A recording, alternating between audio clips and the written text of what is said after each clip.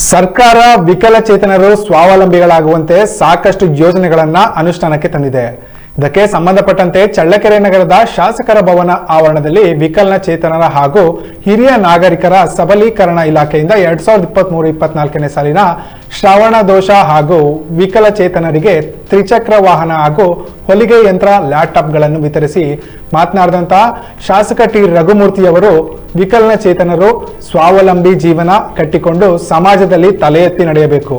ನಿಮ್ಮಂತ ಅಂಗವೈಫಲ್ಯ ಇರುವಂತಹ ವ್ಯಕ್ತಿಗಳಿಗೆ ಗುರುತಿಸಿ ಸರ್ಕಾರ ನಿಮಗೆ ವಾಹನ, ಹೊಲಿಗೆ ಯಂತ್ರ, ಲ್ಯಾಪ್ಟಾಪ್ಗಳಂತ ಉಪಕರಣಗಳನ್ನು ನೀಡಿದೆ.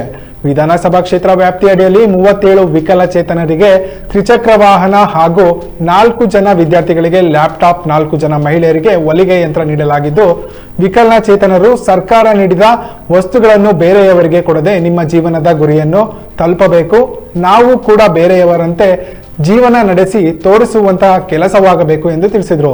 ಇನ್ನು ಈ ವೇಳೆ ತಾಲೂಕು ಪಂಚಾಯಿತಿ ಆರ್ಒ ಶಶಿಧರ್, ಎಡಿ ಸಂಪತ್ ಕುಮಾರ್, ರಮೇಶ್ ಗೌಡ, ಸೈಯದ್ ಪಾಷಾ ಸೇರಿದಂತೆ ಅನೇಕ ವಿಕಲಚೇತನರು ಭಾಗಿಯಾಗಿದ್ದರು.